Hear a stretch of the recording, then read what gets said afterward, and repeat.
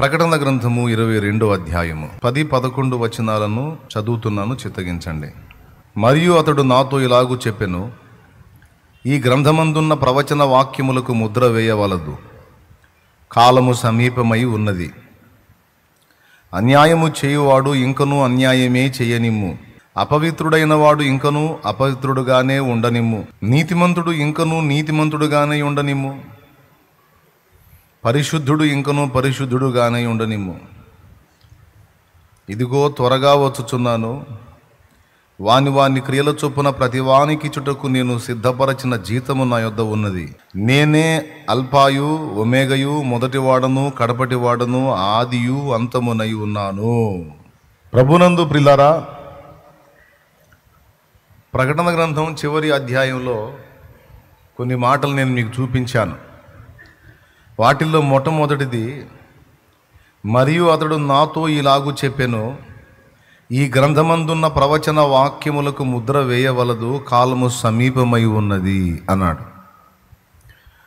ప్రకటన గ్రంథంలో అనేక సంగతులు మనకి దేవుడు తెలియజేశాడు, కానీ వాటికి ముద్ర వేయమని చెప్పలేదు, ముద్ర వేయవలదు అని చెప్పాడు. ఎందుకంటే కాలము సమీపమైంది కాబట్టి. దానియేలు గ్రంథంలో కూడా భవిష్యత్తు సంభవాలు, దేవుని పరిశుద్ధులు అంత్యకాలంలో ఎదుర్కోబోతున్న పరిస్థితులు, మెస్సియా యొక్క రాక, అలాగే ఆయన ఏమీ లేకుండా నిర్మూలపరచబడటం, ఆ తరువాత సంఘ ప్రారంభం, భూమి మీద సంఘ విస్తరణ, సంఘం యొక్క సంపూర్ణ సిద్ధి, తర్వాత అంత్య అబద్ధ క్రీస్తు యొక్క రాక, వాడు ఎలా నిర్మూలపరచబడతాడు, చివరికి సంఘము ఏ ఘట్టంలో ఎత్తబడుతుంది, మొదలైన అనేక సంగతులు దానియేలు కూడా ప్రవచించాడు. అలాగే ది గ్రేట్ అలెగ్జాండర్ యొక్క రాక గురించి కూడా మాట్లాడాడు దానియేలు గ్రంథంలో. ఇదంతా ఏమీ జరగక ముందే దేవుడు తన వాక్యంలో పొందుపరిచాడు. అలెగ్జాండర్ ఎలా నిర్మూలన చేయబడతాడు, అలెగ్జాండర్కి సంతానం ఉంటుందా ఉండదా, మరి ది గ్రేట్ అలెగ్జాండర్ నిర్మూలమైన తర్వాత అతని రాజ్యం ఏమవుతుంది, అతని చేతి కింద ఉన్న సైన్యాధిపతులు ఎలా పంచుకుంటారు, మొదలైన సంగతులు ముందే చెప్పేశాడు. బైబిల్ గ్రంథం యొక్క గొప్ప సంగతి ఏంటంటే చాలా విషయాలు ముందే చెప్పాడు, చెప్పినట్టు జరిగినాయి. మీరు సంతోషించడానికి మరో విషయం కూడా చెప్తాను నేను. ప్రకటన గ్రంథంలో వాడు ఒక ముద్రను తీసుకొని వస్తాడు, క్రయ విక్రయములు జరపడానికి అధికారం ఎవరికి లేకుండా మొత్తం అధికారం అంతా వాడి చేతిలోనే పెట్టుకుంటాడు అని ప్రకటన గ్రంథం 13వ అధ్యాయము 15వ వచనం నుంచి చదివితే ఇలా రాయబడి ఉంది. మరియు ఆ మృగము యొక్క ప్రతిమ మాట్లాడునట్లును, ఆ మృగము యొక్క ప్రతిమకు నమస్కారము చేయని వారిని హతము చేయునట్లును, ఆ మృగము యొక్క ప్రతిమకు ప్రాణమిచ్చుటకై దానికి అధికారం ఇవ్వబడెను. కాగా కొద్దివారు గాని గొప్పవారు గాని, ధనికులు గాని దరిద్రులు గాని, స్వతంత్రులు గాని దాసులు గాని, అందరూ తమ కుడి చేతి మీదనైనను తమ నొసటి ఎందైనను ముద్ర వేయించుకున్నట్లు, ఆ ముద్ర అనగా ఆ మృగము పేరైనను దాని పేరిటి సంఖ్యైనను గలవాడు తప్ప క్రయ విక్రయములు చేయుటకు మరి ఎవరికి అధికారము లేకున్నట్టును అది వారిని బలవంతము చేయుచున్నది. బుద్ధి గలవాడు మృగము యొక్క సంఖ్యను లెక్కింపనిమ్ము. చూడండి, ఆ ముద్ర అనగా ఆ మృగము పేరైనను దాని పేరిటి సంఖ్య అయినను గలవాడు తప్ప క్రయ విక్రయములు చేయుటకు మరి ఎవరికి అధికారము లేకుండాన్నట్లు అది వారిని బలవంతము చేయుచున్నది అన్నాడు. ఇది ఒక రాష్ట్రాన్ని గురించి చెప్పాడా, ఒక దేశాన్ని గురించి చెప్పాడా, యావత్ ప్రపంచాన్ని గురించి చెప్పాడా? ప్రతివాని గురించి మాట్లాడాడు, అందరి గురించి మాట్లాడాడు. మీరు ఒకసారి నాకు చెప్పండి, క్రయ విక్రయములు చేయకుండా అతడు కంట్రోల్ చేస్తాడనే మాట ఇక్కడ మాట్లాడాడు. నా పాయింట్ ఏంటంటే, క్రయ విక్రయములు చేయకుండా ఆపటానికి అసలు అవకాశం దొరికిద్దా? మనుషుల చేతిలో డబ్బు ఉన్నంత వరకు, కరెన్సీ రన్నింగ్లో ఉన్నంత వరకు ఎవడు ఆపలేడు క్రయ విక్రయాలు చేయకుండా. ఈ రెండు ఆపేసేయండి నాన్న, ఈ రెండు ఆపేసేయండి. జాగ్రత్తగా వినండి. అంటే బైబిల్ విశిష్టత, గొప్పతనం చెప్తున్నాను, దేవుని వాక్యం యొక్క వాస్తవికత చెప్తున్నాను. ఇప్పుడు డబ్బులు మన చేతిలో ఉన్నాయి. డబ్బు మన చేతిలో ఉన్నంత వరకు వెళ్ళి మనీ ఇస్తాం, కావాల్సినవన్నీ తెచ్చుకుంటాం. డబ్బు మన చేతిలో ఉండకుండా ఉండే పరిస్థితి ఉండదు అనేది ఫస్ట్ నుంచి కూడా అందరికీ ఉన్న నమ్మకం. ఏ దేశానికి ఆ దేశానికి కరెన్సీ ఉంది. అమెరికా ఉంది డాలర్లు, ఇండియా ఉంది రూపీసు, అలాగే ఇజ్రాయిల్ ఉంది షెకెళ్ళు, అట్లాగా అరబ్ దేశాలు ఉన్నాయి రియాలు, వాటికి పేర్లు ఉంటాయి. వాళ్ళు ఎక్కడోళ్ళది అక్కడ కరెన్సీ కాయిన్స్ అన్ని రన్నింగ్లో ఉంటాయి. కానీ మనం అనుకున్నామా మన చిన్నతనంలో ఈ రూపాయి నాణ్యాలు నోట్లు లేకుండా పోతాయి, పూర్తిగా వాటితో అవసరం లేకుండా ఉండే ఒక రోజు వచ్చిద్ది అని మనం అనుకున్నావా? కనీసం ఊహించామా? కానీ మనం కాదు, దాదాపు 1900 సంవత్సరాల క్రితమే దేవుడు తన గ్రంథంలో రాయించాడు, ఈ రూపీస్ అన్నీ కనుమరుగైపోతాయి, డాలర్సు, రియాసు, తర్వాత షెకెల్సు, యూరోసు మొత్తం రద్దయిపోతాయి. అబ్బాయి, అందరి డబ్బు ఆన్లైన్లో ఉంటుంది, ఆన్లైన్ ట్రాన్సాక్షన్స్ జరుగుతుంటాయి, అకౌంట్ల రూపంలో ఉంటాయి, పైసలు ఎవరి చేతిలో ఉండవు అన్న సంగతి 1900 సంవత్సరాలకు క్రితమే దేవుడు తన గ్రంథంలో రాయించాడు. అంత్య దినాలలో ఏం జరగబోతుందో, నీకేం కావాలి ఇంక రుజువు? పరిశుద్ధ గ్రంథం సత్య గ్రంథం అంటానికి, అందులో చెప్పినవి అక్షరాల జరిగి తీరతాయి అంటానికి ఇంక నీకేం ఆధారం కావాలి? సూపర్గా సరిపోయింది ఇది. మనం ఎంతండి, ఒక 30-40 సంవత్సరాల క్రితం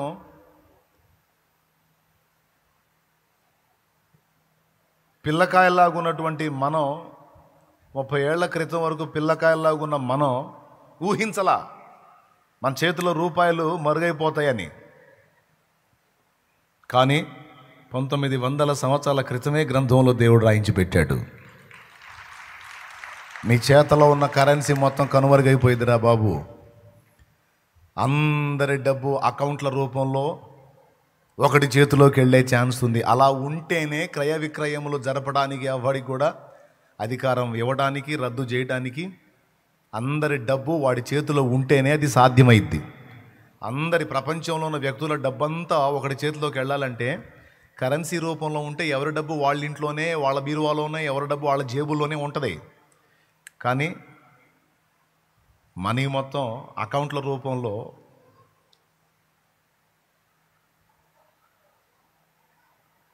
భద్రపరచబడితే, ఇప్పుడు జస్ట్ చూడండి మీరు, ఏది కొట్టాలని సెల్ ఫోన్ తీయటం, ఎంత చూడు వచ్చింది చూడు. ఈ ఈ ఈ సంగతి ఏదైతే ఉందో, అంత్య దినాలు దగ్గర వచ్చినాయి అనడానికి ఇది ఒక స్పష్టమైన నిరూపణ ఇది. ఎందుకంటే ముందే చెప్పేశాడు. దేవునికి స్తోత్రం, హల్లెలూయా. ఎప్పుడు, ఎన్ని సంవత్సరాల క్రితం చెప్పాడు? 1900 సంవత్సరాల క్రితం యోహాను ప్రకటన గ్రంథంలో చెప్పిన మాట ఇది. భూజనులందరి డబ్బుని వాడు గుప్పెట్లో పెట్టుకోవాలి అంటే అంతా ఆన్లైన్ ట్రాన్సాక్షన్స్ కిందకి వెళ్ళిపోవాలి. అప్పుడే అందరి పైసలు, అందరి అకౌంట్లు వాడి గుప్పెట్లో ఉంటాయి. ఇప్పుడు Aadhaar card, pan card link చేయాలి. చూడండి, అవునా? ఇప్పుడు ఆల్రెడీ అలవాటు అయిపోతున్నాం మనం. ఆధార్ కార్డుకి పాన్ కార్డుకి అయిపోయాం ఆల్రెడీ. ఏదైనా సరే ఆధార్ కార్డు తీసుకో, పాన్ కార్డు తీసుకో అంటున్నాం. ఇదే టైపులో భవిష్యత్తులో ప్రపంచం అంతటి మీదకి ముద్రను అమలు చేస్తారు. అది అర్థమైందా? ఇంకా పాన్ కార్డు ఉన్నా లేకపోయినా, ఆధార్ కార్డు ఉన్నా లేకపోయినా జస్ట్ ముద్ర వేయించుకుంటే చాలు.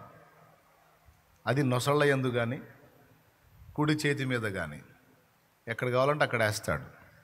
ఆ మృగము పేరైనను పేరిటే సంఖ్య అయినను వేసేస్తాడు. ఇంకా నువ్వు ఎక్కడికి పోయినా సరే జస్ట్ అది దాన్ని చూపిస్తే చాలు. అవునా? అట్లా జరిగిద్దా అంటే జరగట్లా. సెల్ ఫోన్కి ఫింగర్ ప్రింట్స్ పెట్టుకోవట్లా, ఐ కాంటాక్ట్ పెట్టుకుంటున్నారు కదా, అట్లా చూడగానే ఓపెన్ అవుతుంది అది. అవునా? అవునా? ఫింగర్ అట్లా టచ్ చేయగానే ఓపెన్ అయిపోద్ది. చెప్పరైంది, తెగ వాడతారుగా. దేవుని వాక్యం ఎంత స్పష్టంగా చెప్పేసిందో చూడు. అందరి డబ్బు వాడి గుప్పెట్లో ఉంటుంది. వాడి ముద్ర వేయించుకుంటేనే ఎవడైనా కొనడానికి కానీ అమ్మటానికి కానీ, లేకపోతే ఫుడ్ ఉండదు. ఇలాంటి రోజు ఒక రోజు వచ్చిద్ది అని ఆనాడే చెప్పాడు. అప్పటి నుంచి ఇప్పటిదాకా నాకు తెలిసి వందల సంవత్సరాలుగా ఎంతోమంది ఈ వచనం చదివి ఇది జరిగిద్దంటావా, అసలు ఇలాంటి రోజు ఒకటి వచ్చిద్దంటావా అనుకొని ఉండొచ్చు. నోవా జలప్రళయానికి ముందు పైనుంచి నీళ్లు వస్తాయంటే అది వాళ్ళకు చోద్యం. ఎందుకంటే నేల నుండి ఆవిరి లేచి భూమిని చదును చేసినందున మొలకలు వచ్చినాయి, పంటలు పండినాయి. కానీ నోవా కొత్త మాట చెబుతున్నాడు, పైనుంచి జలప్రళయం వస్తుంది, పైనుంచి నీళ్లు వస్తాయి, పైనుంచి నీళ్లు వస్తాయి అని చెబుతుంటే వాళ్ళకి చోద్యంగా ఉంది. మనం పైనుంచి అగ్ని కురిసిద్దంటే ఇప్పుడు జనం ఎట్ట చూస్తున్నారు? మనకెళ్ళి మెంటల్ హాస్పిటల్ నుంచి బయటకు వచ్చిన వాళ్ళని చూసినట్టు చూస్తున్నారు. ఏంది పైనుంచి అగ్ని కురిసిద్ది బ్రదర్ అంటే, అవునా? బిళ్ళలు మింగుతున్నావా? జాగ్రత్తగా మింగురు బిళ్ళలు. పైనుంచి అగ్ని కురిసిద్దంటే ఇప్పుడు మనల్ని కొంతమంది వెటకారం చేస్తున్నారు. నోవా జలప్రళయానికి ముందు కూడా నోవా పైనుంచి ఆకాశ తూములు విప్పబడతాయని దేవుడు చెప్పాడురా, డేంజర్ ఉంది, సరి చేసుకుండ్రా, మారు మనసు పొందండ్రా, ఆ నీచమైన పాప జీవితాన్ని వదిలిపెట్టండ్రా అని నోవాకు మొత్తుకుంటే వెటకారం చేశారు. కానీ చివరికి ఒకరోజు నోవాహు చెప్పినట్టే జరిగింది. ఇదిగో ఇలా జరిగిద్ది అనే మాట గ్రంథంలో చెప్పాడు. ఖచ్చితంగా ఈ రోజుకు వచ్చేసరికి కరెక్ట్గా ఇదిగో ఈ 4-5 సంవత్సరాల్లో ఇది ఇంకా ఊపందుకుంది. రాబోతున్న 5-6 సంవత్సరాల్లో పూర్తిగా నాకు తెలిసి కరెన్సీ కనుమరుగయ్యే అవకాశం ఉంది. ఎందుకంటే బాగా అలవాటు పడిపోయారు. ఇప్పుడు పర్సు తీసి గందరగోళం చేసి వాడు డబ్బులు చిల్లరది ఎంత అవసరం లేకుండా ఏంది ఎంత కరివేపాకు తెచ్చుకున్నా సరే, మార్కెట్లో కరివేపాకు కొనుక్కున్నా సరే అక్కడ క్యూఆర్ కోడ్ ఉంటుంది. ఎంత పెద్దమ్మా? అయ్యా 10 రూపాయలు. అదిగో వచ్చినాయి అబ్బాయి, వచ్చినాయి చూడయ్యా, వచ్చినాయి బాబా, పో. అందరూ అలవాటు పడిపోతున్నారు. ఇంకా రాబోతున్న 5 సంవత్సరాల్లో పూర్తిగా దానికి వశమైపోతారు. అందరి మనీ అకౌంట్ల రూపంలోకి వెళ్ళిపోతుంది. గవర్నమెంట్ కూడా దీన్ని ప్రోత్సహించిద్ది. ఎందుకంటే అందరి సొమ్ము బ్లాక్ మనీ రూపంలో బీరువాల్లోనో లేకపోతే బాత్రూంలోనో దాచిపెట్టుకుంటే కష్టం. అంత అకౌంట్ల రూపంలోకి వెళ్ళిపోయినప్పుడు ట్యాక్స్ తన్ను వసూలు చేసుకుంటారు, కటింగ్ పెట్టేసుకుంటారు, ట్యాక్స్ ఫ్రీ. కాబట్టి దేవుని వాక్యం సత్యం. మానవాళి జ్ఞానమే వైభవమొసగే రత్నమే, మార్గం చూపే దీపమే మది మంతలు మెచ్చెడిదేనయ. వేద పుస్తకమా వేద పుస్తకమా వేద పుస్తకమా వేలాలేని నిధి నీవే. వేద పుస్తకమా వేద పుస్తకమా వేద పుస్తకమా వేలాలేని నిధి నీవే. దేవునికి మహిమ. ఇప్పుడు నీ చేతిలో ఉన్న పుస్తకం సామాన్యమైన పుస్తకమా? అది ఎంత గొప్పదైతే సైతానుగా నిన్ను చదవకుండా అడ్డుపడుతున్నాడు. న్యూస్ పేపర్ అయితే ఈ దాని నుంచి ఆ దానికి రాసినోడి పేరుతో సహా చదువుతారు ఉత్తములు. ఎప్పుడూ సంకలో పెట్టుకుని తిరిగే బైబిల్ మాత్రం సచ్చినా చదవరు కొంతమంది. ఎంత గొప్ప భక్తులో. స్తోత్రం. ఎందుకనుకున్నా మరి చదివితే బాగుపడతారు, చాలా సంగతులు తెలుస్తాయి. అందుకు సైతానుగాడు ప్రార్థన వాక్యం రెండింటి దగ్గర మాత్రం నీకు ప్రత్యేకంగా టార్గెట్ చేస్తాడు. కాబట్టి చదవండి చాలా విషయాలు. ఇంకొక సంగతి కూడా మీకు చూపిస్తా ఈ సందర్భంలో, దేవుని వాక్యం యొక్క వాస్తవికత.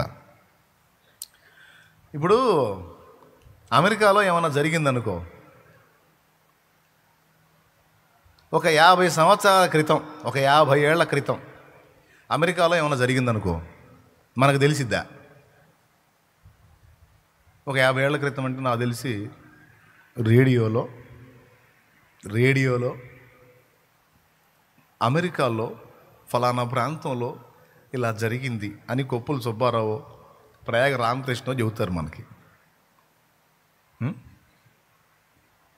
ప్రాంతీయ వార్తలు, దేశీయ వార్తలు, ఏమంటే నేషనల్ న్యూస్, ఇంగ్లీష్లోనో తెలుగులోనో, సంస్కృతం. ఇయం ఆకాశవాణి సంస్కృతి వార్తా శ్రూయంత ప్రవాచక బలదేవానంద సాగర అంటాడు ఆయన. వాడు సాంస్క్రిట్ న్యూస్ చిన్నప్పుడు వినేవాళ్ళం. మనకు ఊహ తెలిసేటప్పటికి టీవీలు వచ్చినాయి. అవునా? ప్రకటన గ్రంథంలో 11వ అధ్యాయం ఒక్కసారి తీసుకోండి.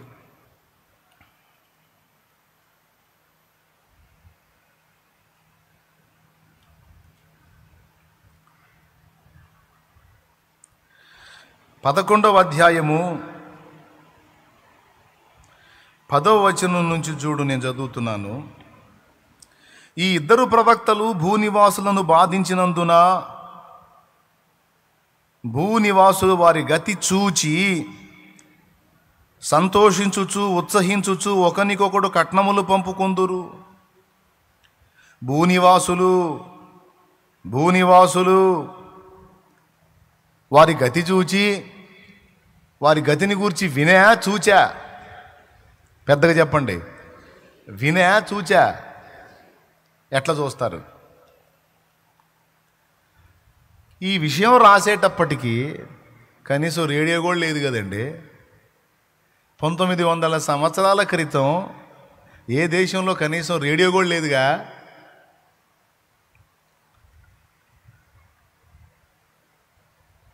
ఏమన్నా అర్థమవుతుందని నేను చెప్పేది?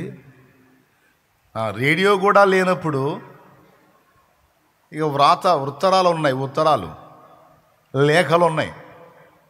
అంచెగంట తీసుకొని ఆ లేఖలు తీసుకొని ఆ ప్రాంతాలకు రాజు సమాచారం అందించేవాళ్ళు. అసలు ఊహించడానికి కూడా అవకాశం లేని సంగతులను ఆనాడే ఎలా రాశాడు యోహాను? ఏమని రాశాడు? ఇద్దరు సాక్షులు వధించబడటం, వారి శవములు ఆ పట్టణపు వీధిలో పడి ఉండటం, 3 దినములు వాటిని పాతిపెట్టనీయకుండా ప్రజలు అడ్డగించటం, వాళ్ళు భూనివాసులను బాధించినందున వారి శవములను చూచుచు కట్నములు ఒకరికొకరు పంపుకొనుచు అందరూ విందులు చేసుకుంటారంట. మనల్ని ఇంతకాలం హింసించిన వాళ్ళు పోయారా బాబు అని ఒకళ్ళకొకళ్ళు కానుకలు పంపించుకుంటారంట, గిఫ్ట్లు పంపించుకుంటారంట. ఎట్లా? వారు హతులయ్యారని చూచా. ఎక్కడో యెరూషలేములో వాళ్ళు హతులవుతారు అనుకోండి, ఇక్కడున్న మనం ఎలా చూస్తాం?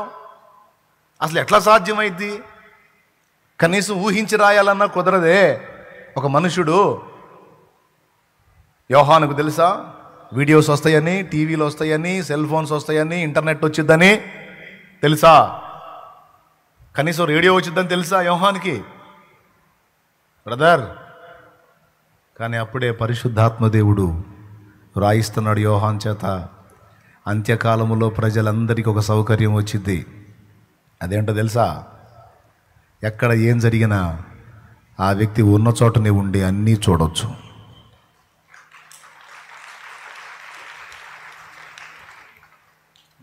ఎందుకు అంత కష్టపడ్డారు అసలు?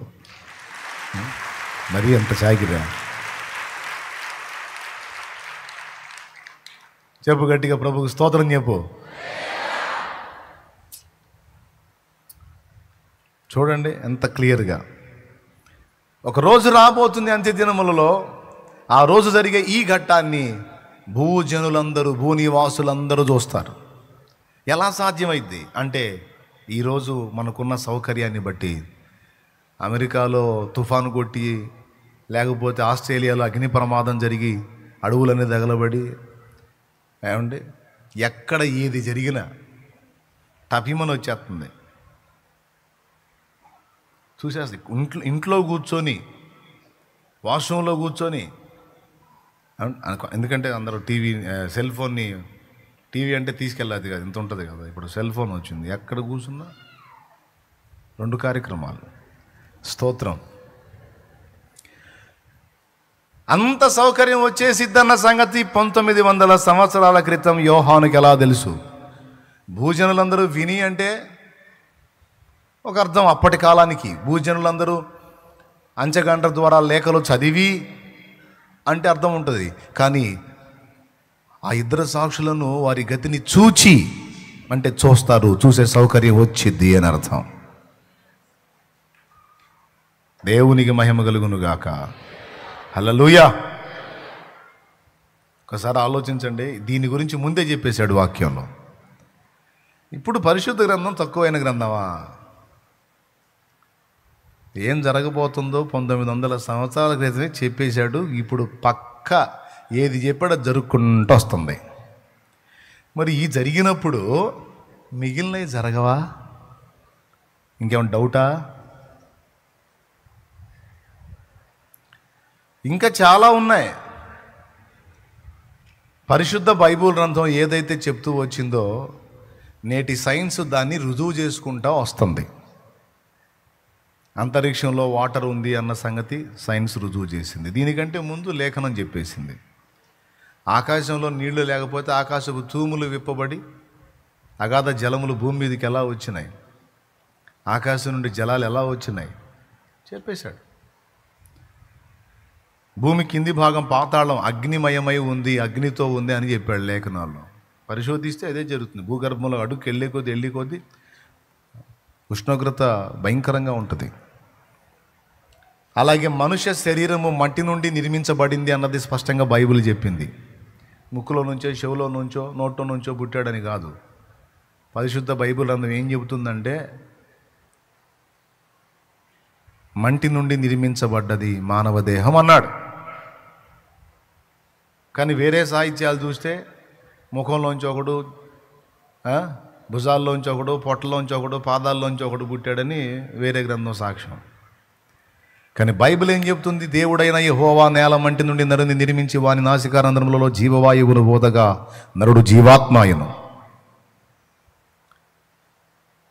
మట్టి నుండి చేశాడో అని స్పష్టంగా చెప్పేశాడు.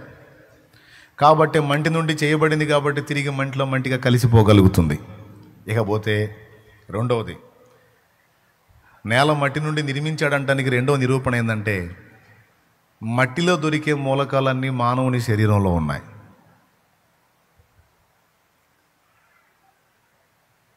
మట్టిలో దొరికేటువంటి మూలకాలన్నీ కూడా హ్యూమన్ బాడీలో ఉన్నాయి. ఎవరన్నా ఒక అమ్మాయికి రక్తహీనత వచ్చిందనుకో, మొహం పాలిపోయి ఉంటుంది. డాక్టర్ దగ్గరికి పోతే ఐరన్ లోపించింది, ఐరన్ టానిక్ రాస్తున్నాను తాగమ్మా అంటాడు.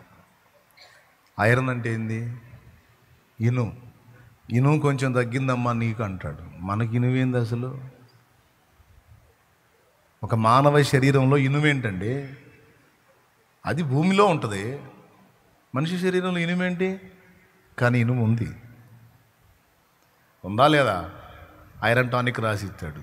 అది తెచ్చుకొని తాగితే తుప్పు వాసన. ఎంతమంది తాగారు ఐరన్ టానిక్? దాని స్మెల్ కూడా తుప్పు వాసనే. తాగరు కొంతమంది. దాన్ని మూత ఓపెన్ చేస్తేనే అబ్బో అంటుంటారు. అమ్మో నీ అవతారం చూశారు చూడు, ముఖం చూడటం తగ్ అని ఇస్తారు పెద్దోళ్ళు. తిడతా, నాకు వద్దు అంటారు. అమ్మాయి గర్భిణీగా ఉన్నావు, రక్తహీనతని డాక్టర్ చెప్పాడు, తాకపోతే రేపు అల్లాడుతావు, నీ ఇష్టం, మాదేం పోయింది. రక్తం చాలకపోతే రేపు అంటే సచ్చినట్టు ఇక ముక్కు మూసుకొని తాగుబోతాడు కానీ మందు బలవంతంగా తాగినట్టు చదువుతారు ఆడపిల్లలు పాపం. ఎక్కువ లేడీస్లో ఈ ఐరన్ లోపం ఎక్కువ జరిగిద్ది. రక్తహీనత అనేది స్త్రీలలో జరిగిద్ది ఎక్కువ, పురుషులకు తక్కువ. పురుషులకు కొంచెం బ్లడ్ తగ్గుతుందంటే కొంచెం సీరియస్గా ఆలోచించాలి. లేడీస్కి బ్లడ్ తగ్గుతుందంటే కామన్ విషయం, అది ఏం టెన్షన్ పడొద్దు. స్తోత్రం. మళ్ళీ ఇంకొక సమస్య, కొంచెం కాళ్ళల్లో నొప్పులు వస్తున్నాయండి, జాయింట్లు పెయిన్ వస్తుందండి, కటకట అని సప్పుడు వస్తుందండి అంటే కాల్షియం తగ్గిందమ్మా అంటాడు. కాల్షియం ఎక్కడ దొరికిద్ది?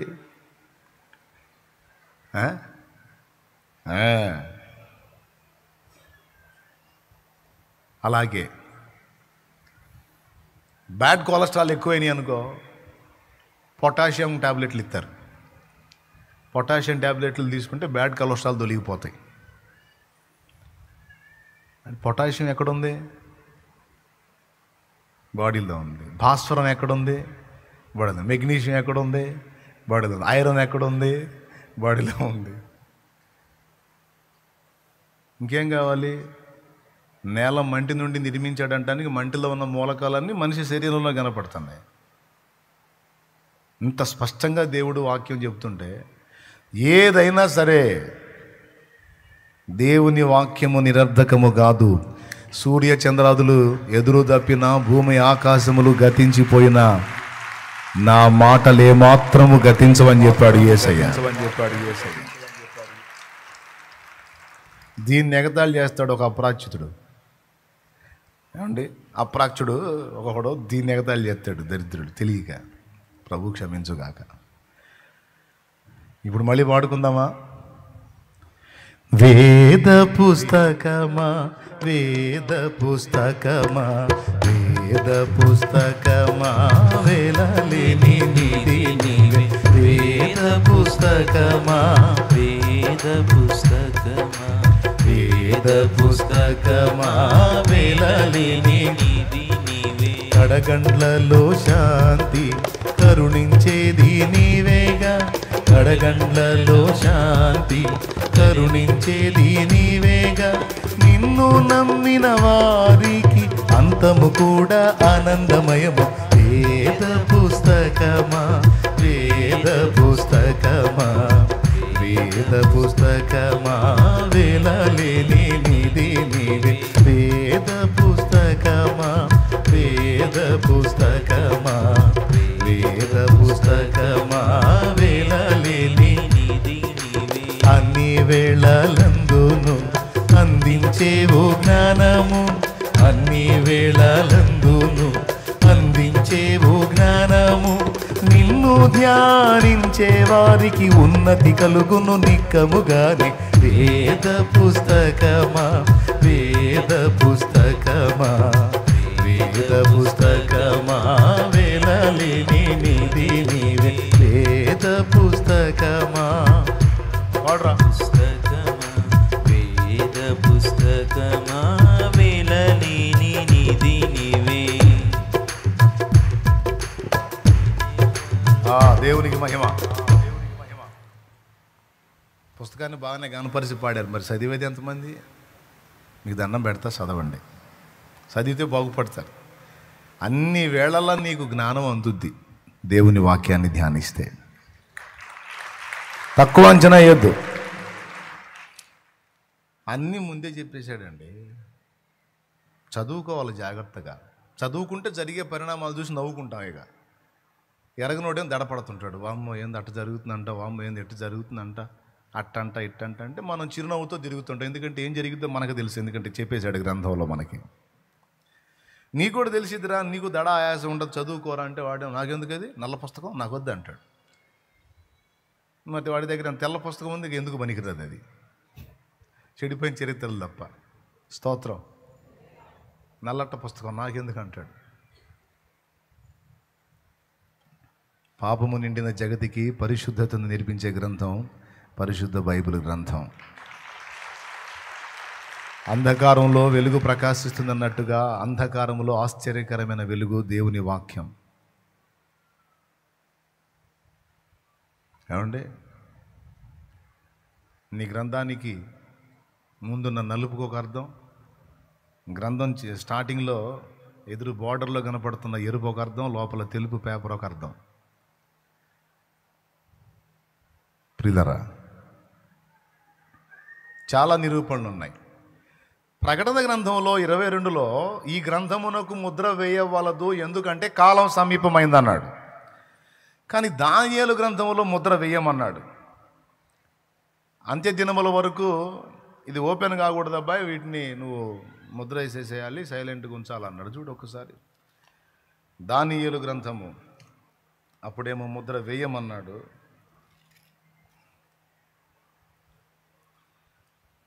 పన్నెండవ అధ్యాయము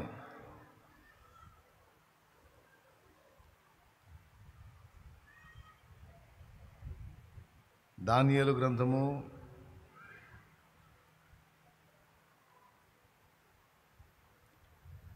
'నేనెవ్వరో తెలిపి నాదు జీవితమే మార్చి' 4వ వచనం చదువున్నారా? దానియేలు 12వ అధ్యాయం 4వ వచనం. దానియేలు, నీవు ఈ మాటలను మరుగు చేసి అంత్యకాలము వరకు ఈ గ్రంథమును ముద్రింపుము. అద్దుగో, దానియేలు, నీవు ఈ మాటలను మరుగు చేసి అంత్యకాలము వరకు ఈ గ్రంథమును ముద్రింపుము. అది అండర్లైన్ చేసుకోండి. అక్కడేమో దానియేలు గ్రంథంలోనేమో అంత్యకాలం వరకు ఈ గ్రంథాన్ని ముద్రించయా, సీల్ వేయి, దాన్ని ఎవడు చూడకూడదు అన్నాడు. కానీ ఇక్కడ యోహాన్తో ఏం చెప్తున్నాడో తెలుసా? ఇక టైం వచ్చింది కనుక ఓపెన్ చేయి, ముద్రయ్యవాకు, ఎందుకంటే కాలము సమీపమైందన్నాడు. దేవునికి మహిమ. అంటే దానియేలు ఘట్టంలోనేమో ఈ సంగతులు ఎవరికి తెలియకూడదు, కానీ యోహాను ఘట్టం దగ్గరికి వచ్చేటప్పటికి అందరికీ తెలియాలి అని మొదలుపెట్టాడు. ఎందుకంటే అంత్యదినములు ఆరంభమైనాయి. పెంతెకోస్తు పండుగ నాడు అపోస్తలులు పరిశుద్ధాత్మ చేత నింపబడి భాషలు మాట్లాడుతూ దేవుని మహిమపరుస్తున్నప్పుడు, కొంతమంది వీరు క్రొత్త మద్యము సేవించి పిచ్చి మాటలు మాట్లాడుతున్నారని వాళ్ళు కొంతమంది సణుక్కున్నప్పుడు, ఆ 11 గురితో కూడా సీమోను పేతురు లేచి, సహోదరులారా, పొద్దుపడిచి జామైనా కాలేదు, వీరికి క్రొత్త మద్యం ఎక్కడి నుంచి వచ్చింది? ప్రవక్త గ్రంథం మీకు తెలియదా? యోవేలు ప్రవచించిన ప్రకారం అంత్య దినములలో జనులందరి మీద నా ఆత్మను కుమ్మరించేదనో అన్న వాక్యం మీరు గుర్తించలేదా? అంత్య దినములలో జనులందరి మీద నా ఆత్మను కుమ్మరించేదనో అన్న మాట ఏదైతే ఉందో అదిగో ఇప్పుడు నెరవేరుతుంది అది అన్నాడు ఆయన. అంటే మనుషుల మీద పరిశుద్ధాత్మ కుమ్మరింపబడినటువంటిది ఎప్పుడైతే స్టార్ట్ అయిందో అప్పుడే అంత్యదినములు ఆరంభమయ్యాయని అర్థం. ఇప్పుడు ఆ అంత్యదినములు ఎప్పుడు ఆరంభమయ్యాయి? అపోస్తల కార్యం ప్రారంభంలో సంఘము నిర్మాణము ప్రారంభించినప్పుడు అంత్యదినాలు ఆరంభమైనాయి. ఇప్పుడు అంత్యదినాలు ముగింపుకు వచ్చాయి. ఎంతమందికి అర్థమైంది? చివరి రోజులు అక్కడ స్టార్ట్ అయ్యాయి, ఇదిగో ఇప్పుడు ఈ ముగింపుకు వచ్చాయి. కాబట్టి ఇప్పుడు ఇది ఓపెన్ చేసేయమన్నాడు దేవుడు. పరిశుద్ధ బైబిల్ గ్రంథము ఎన్ని సంగతులు చెప్పిందో అన్నీ జరిగినాయి. యేసు ప్రభు పుట్టినప్పుడు తూర్పు దేశపు జ్ఞానులు హేరోదు దగ్గరకు వస్తారు, యేసు ప్రభుని గురించి వాకబు చేస్తారు. ఆ దుర్మార్గుడు నమ్మబలికి 2 సంవత్సరాల లోపు పిల్లలందరినీ హతం చేస్తాడు. గొప్ప పసిబిడ్డల వధ జరిగిద్ది అన్న సంగతి భక్తుడు ముందే ప్రవక్త ప్రవచించాడు. రామాలో అంగలార్పు వినబడెను, రాహేలు తన పిల్లల విషయమై ఓదార్పు పొందనొల్లకున్నది అని ప్రవక్త ద్వారా పలికిన మాట నెరవేరినట్లు ఇలాగూ జరిగెను అన్నాడు.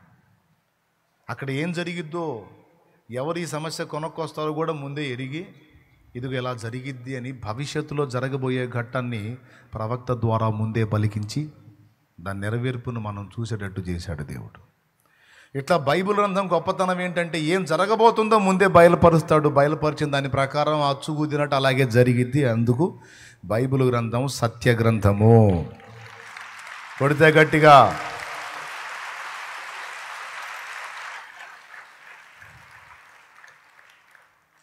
అలెగ్జాండర్ గురించి కూడా చెప్పాడని చెప్పాను. ఒకసారి అది కూడా చూడవచ్చు మీరు. దానియేలు గ్రంథం చూస్తే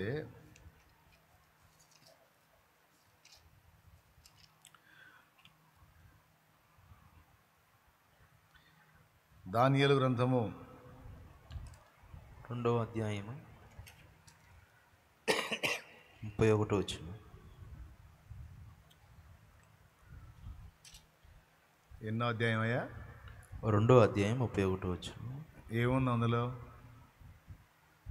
ప్రతిమ ఉంటుంది. కాదురా, దానియేలు గ్రంథము 8వ అధ్యాయము.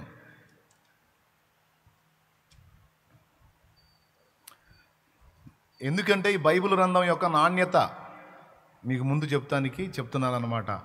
జరగబోయే ప్రపంచ చరిత్రను కూడా, రాజులను గురించి కూడా గ్రంథం ప్రవచించింది. 8వ అధ్యాయం తీసుకోండి. దానియేలు గ్రంథం 8వ అధ్యాయం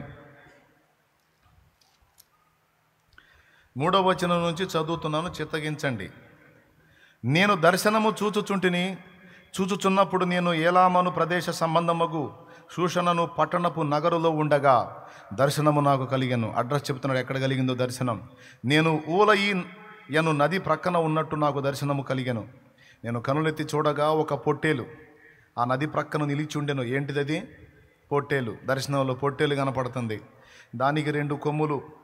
ఆ కొమ్ములు ఎత్తైనవి కానీ ఒకటి రెండవ దానికంటే ఎత్తుగా ఉండెను. ఎత్తుగలది దానికి తరువాత మొలిచినది. ఆ పొట్టేలు కొమ్ముతో పశ్చిమముగాను ఉత్తరముగాను దక్షిణముగాను పొడుచుచుండుట చూచి తిని, ఇట్లు జరుగగా దానిని ఎదిరించుటకైనను అది పట్టకుండా తప్పించుకునుటకైనను ఏ జంతువునకును శక్తి లేకపోయెను. అది తనకిష్టమైనట్టుగా జరిగించుచు బలము చూపుచూ వచ్చెను. అంటే ఎవరు ఇది? ఈ పొట్టేలు ఎవరండి? దానికి 2 కొమ్ములు ఉన్నాయన్నాడు. ఒకటి రెండవ దానికంటే ఎత్తుగా ఉందన్నట. మాదియా పారసీక రాజ్యము కింద చెబుతాడు, అది కూడా. స్తోత్రం. నేను ఈ సంగతి ఆలోచించుచుండగా ఒక మేకపోతు పడమటి నుండి వచ్చి, ఫస్ట్ ఏం కనపడింది? పొట్టేలు, దానికి 2 కొమ్ములు, ఒకదానికంటే ఇంకోటి పెద్దగా ఉంది. ఇప్పుడు పడమటి నుంచి ఏమొచ్చింది? మేకపోతు వచ్చింది. వచ్చి కాళ్ళు నేల మోపకుండా భూమి ఎందంతటా పరుగులెత్తెను. దాని 2 కన్నుల మధ్యన ఒక ప్రసిద్ధమైన కొమ్ము ఉండెను. ఈ మేకపోతు నేను నది ప్రక్కన నిలుచుట చూచిన 2 కొమ్ములు గల పొట్టేలు సమీపమునకు వచ్చి భయంకరమైన కోపముతోనూ బలముతోనూ దాని మీదికి ఢీకొని వచ్చెను. నేను చూడగా ఆ మేకపోతు పొట్టేలును కలిసికొని మిక్కిలి రౌద్రము గలదై దాని మీదికి వచ్చి ఆ పొట్టేలును గెలిచి దాని 2 కొమ్ములను పగులగొట్టెను. ఆ పొట్టేలు దానిని ఎదిరింపలేకపోయినందున ఆ మేకపోతు దాని నేలను పడవేసి త్రొక్కుచుండెను. దాని బలమును అణచి ఆ పొట్టేలును తప్పించుట, ఏది? మేకపోతు బలమును అణచి ఆ పొట్టేలును తప్పించుట ఎవరి చేతనో కాకపోయెను. ఆ మేకపోతు అత్యధికముగా బలము చూపుచూ వచ్చెను. ఓకే. అలెగ్జాండర్ గ్రీకు రాజు. అంతకు ముందున్న పరిపాలన మాదీయ పారసీక రాజ్యాలు. వాటిని దెబ్బగొట్టి వాటిని అణచివేసి అలెగ్జాండర్ లేచాడు, లైన్లోకి వచ్చాడు. అది మేకపోతు. ఆ మేకపోతు గ్రీకు రాజ్యానికి పోల్చబడింది. అర్థమైందా? దాని మధ్యనున్న కొమ్ము అలెగ్జాండర్ ది గ్రేట్. తర్వాత ఏం జరిగిందో చూడండి. ఆ మేకపోతు అత్యధికముగా బలము చూపుచూ వచ్చెను. అది బహుగా పుష్టి నొందగా దాని పెద్ద కొమ్ము విరిగెను. ఎవరు దాని పెద్ద కొమ్ము? గ్రీకు సామ్రాజ్యానికి పెద్ద కొమ్ము ఎవరు? Alexander the great. అర్థమైందా? అలెగ్జాండరు పెద్ద కొమ్ముతో పోల్చబడ్డాడు. కానీ అది బాగా బలము పుంజుకొని మాదీయ పారసీక రాజ్యాలను అణచివేసి ఇది లైన్లోకి వచ్చి దీనికి సారథ్యం ఎవరు? అలెగ్జాండర్. బాగా ఊపందుకున్న టైంలో ఇంచుమించు ఒక 33-30 సంవత్సరాలు కొంచెం అటు ఇటుగా అలెగ్జాండర్ చనిపోయాడు. విషయం ఏంటంటే అలెగ్జాండర్కి కుటుంబం లేదు, పిల్లలు లేరు. వారసులు లేరు. వారసులు ఉంటే ఒకడే రాజు అయ్యేవాడు. ఇప్పుడు వారసుడు లేనందున తనకి సహకరిస్తూ వచ్చినటువంటి సైన్యాధిపతులు 4 అలెగ్జాండర్ ది గ్రేట్ రాజ్యాన్ని 4 ముక్కలుగా విభజించుకొని పంచుకున్నారు. అందుకుగాని ఏం చెబుతున్నాడు చూడండి, ఆ పెద్ద కొమ్ము విరిగిన దానికి బదులుగా 4 చిన్న కొమ్ములు, 4 ప్రసిద్ధమైన కొమ్ములు ఆకాశపు నలుదిక్కులకు 4 పెరిగెను. ఈ కొమ్ములలో ఒక దానిలో నుండి ఒక చిన్న కొమ్ము మొలిచెను. ఈ చిన్న కొమ్మే అంత్య అబద్ధ క్రీస్తు. ఇది ఫైనల్ది. అయితే దాని సంగతి పక్కన పెడదాం, ఈసారి రాకడ ధ్యానంలో అది మనం చెప్పుకుందాం. ఇప్పుడు పెద్ద కొమ్ము విరిగి దానికి ప్రతిగా 4 కొమ్ములు నలుదిక్కులా మొలిచిన అన్నాడు చూడు. 4 సైన్యాధిపతులు అలెగ్జాండర్ రాజ్యాన్ని పంచుకున్నారు. చరిత్ర చదవండి. ఇంటికి పోయి అలెగ్జాండర్ ది గ్రేట్ ఏ రాజ్యాలను జయించి రాజయ్యాడు, రాజైన తర్వాత ఎంతకాలం ఉన్నాడు, అతడు చనిపోయిన తర్వాత అతని కుమారులు కానీ కుమార్తెలు కానీ రాజులు రాణులు అయ్యారా, లేకపోతే అతని సైన్యాధిపతులు అయ్యారా అనేది మీరు చరిత్ర చదివితే మీకు అర్థమైపోయింది. ఈ సంగతులన్నీ అసలు అతడు లైన్లోకి రాకముందే దానియేలు చెప్పేశాడు దర్శనం. కొట్టవయా ఇప్పుడు. అలెగ్జాండర్ వచ్చిన తర్వాత, చరిత్ర జరిగిన తర్వాత ఇప్పుడు మనం అలెగ్జాండర్ స్టోరీ మాట్లాడుకుంటున్నాం. అర్థమైందా? అతడు బాగా ప్రపంచాన్ని జయించాలని బయలుదేరాడు. సత్యదర్శన పుస్తకం ఎంతమంది దగ్గర ఉంది? సత్యదర్శన పుస్తకం ఎంతమంది చూశారు? ఫస్ట్ పేజీలో నేను చెప్పిన స్టోరీ అదే. అలెగ్జాండర్ ది గ్రేట్ గురించి చెప్పాను నేను. ఎందుకంటే చాలా సంపాదించాడు, చాలా భూభాగాన్ని కైవసం చేసుకున్నాడు. ప్రపంచం మొత్తాన్ని జయించాలని బయలుదేరాడు, కానీ సాధ్యపడలా. ఇండియా నుంచి వెళ్తున్నప్పుడే పోయాడు ఆయన. మన ఎఫెక్ట్ అడు కూడా తగిలినట్టుంది. స్తోత్రం, హల్లెలూయా. గట్టి చెప్పండి. ఈ విధంగా మీరు ఇశ్రాయేలు రాజుల చరిత్రలో చూసినా, ప్రవక్తల వాక్కులు చూసినా ఏం చెప్పారో అది అక్షరాలా జరిగింది. ఇదంతా గ్రంథంలో లిఖితమై ఉంది. ఇంకెన్ని నిరూపణలు కావాలండి? ఇంకెన్ని కావాలి మీకు సాక్ష్యాధారాలు? అలెగ్జాండర్ అనేవాడు పుట్టకముందే చెప్పేశాడు దానియేలు. గ్రీకు రాజు ఒకడు వస్తాడు, వాడు మొత్తాన్ని గందరగోళం చేస్తాడు. అయితే మధ్యలోనే అతడు హతుడవుతాడు, చనిపోతాడు. తర్వాత అతని సైన్యాధిపతులు 4 లెగుస్తారు, 4 భాగాలు పంచుకుంటారు. అలా పంచబడినటువంటి ఒక భాగములో నుండే అంత్య అబద్ధ క్రీస్తు వస్తాడు అని అడ్రస్ చేశాడు. ఆ ఒక భాగం ఏదో గతంలో నేను బోర్డు మీద మ్యాప్ గీసి మరీ చూపించా.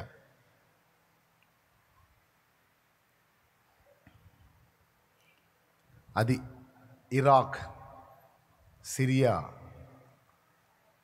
ఆ భూభాగానికి సంబంధించిన భాగం అది.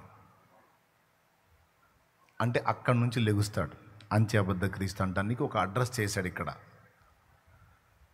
దానికి ఆధారం ఏంటనేది తర్వాత నేను దేవుని చిత్తం అయితే మీకు చూపిస్తాను, మ్యాప్ తీసుకొని చూపిస్తాను.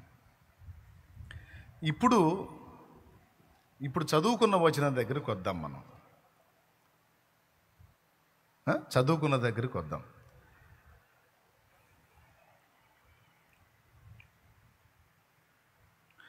మరియు అతడు నాతో ఇలాగూ చెప్పెను, ఈ గ్రంథమందున్న ప్రవచన వాక్యములకు ముద్ర వేయవలదు, కాలము సమీపమైంది కనుక ఇది అందరికీ తెలియాలి. అందరూ స్తోత్రం చెప్పండి, గట్టిగా చెప్పండి అని ఓపెన్ చేసేసాడు ప్రకటన గ్రంథం. తర్వాత అంటాడు,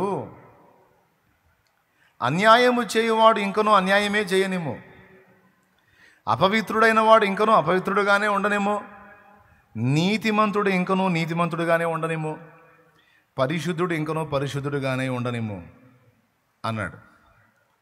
అదేంది? అసలు ఏం చెప్పాలి?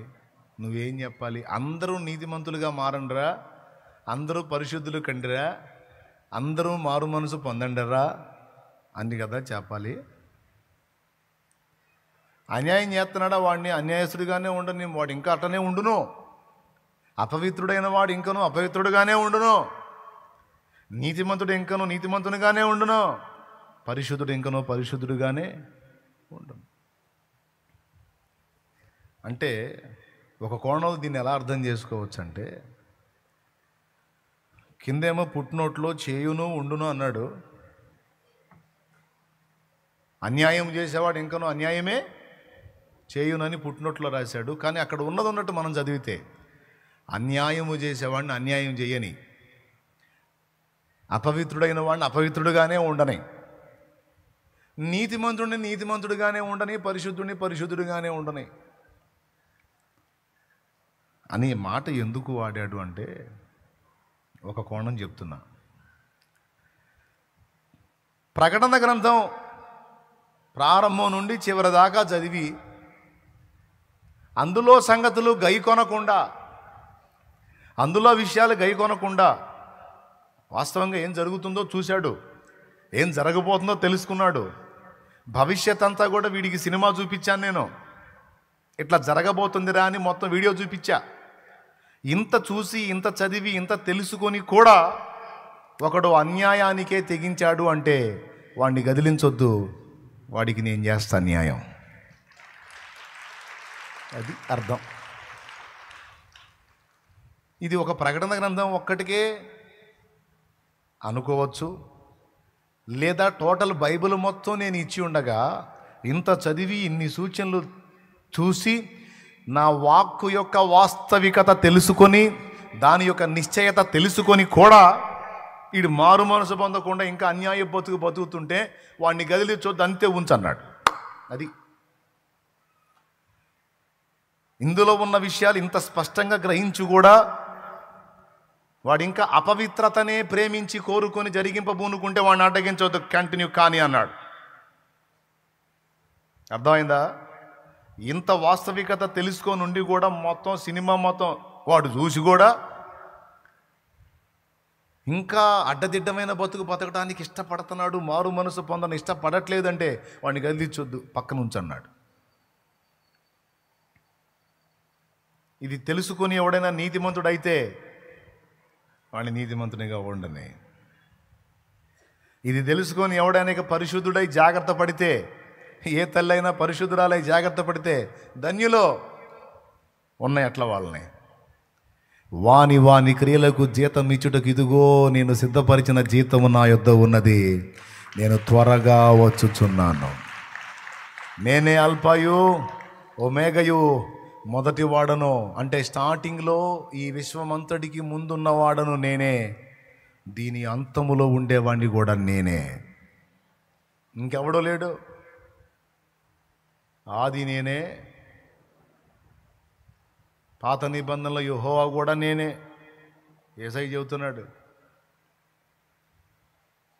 పాత నిబంధనలో యెహోవాను నేనే. నిరూపణ యెషయా గ్రంథం 48వ అధ్యాయం 12వ వచనం నుంచి చదువు. పాత నిబంధనలో యెహోవా కూడా యేసుక్రీస్తు అనడానికి ఒక రుజువు. యెషయా గ్రంథం 48:12, యాకోబు నేను పిలిచిన ఇశ్రాయేలు నాకు చెవియొగ్గి వినుము. ఎవరు ఈ మాట మాట్లాడుతుంది? యెహోవా. పాత నిబంధనలో యెషయా గ్రంథంలో ఈ మాటలు మాట్లాడే ఆయన పేరేంది? పెద్దగా చెప్పండి అండి. మీరేదో కాస్త సీనియర్లని, ఉదయకాలం ఫస్ట్ ఆరాధన కాస్త సీనియర్లకు సంబంధించిందని కొంచెం నేను ఏదో కొద్దిగా లోతు ప్రయాణం చేస్తున్నా. మీరు సౌండ్ చేయలేదనుకో జూనియర్ లెక్కలు వేసుకొని నేను సింపుల్గా దాటి అవతలకి వెళ్తా. చెప్పండి, పాత నిబంధనలో ఇశ్రాయేలు నేను పిలిచిన యాకోబు అనే పదాలు వాడే వ్యక్తి ఎవరు? ఆయన పేరేంటి? యెహోవా. ఆయన చూడు ఏమంటున్నాడు, యాకోబు నేను పిలిచిన ఇశ్రాయేలు నాకు చెవియొగ్గి వినుము, నేనే ఆయనను, నేనే ఆయనను. ఆయన ఎవరు? యేసు. ఆయన అంటే ఆయనే. నేనే ఆయనను, మొదటి వాడను కడపటి వాడను. ఇదే మాట ఎక్కడో ఎవరో అన్నారు కదా. ప్రకటన గ్రంథం 1:18 ఒక ఆయన అన్నాడు,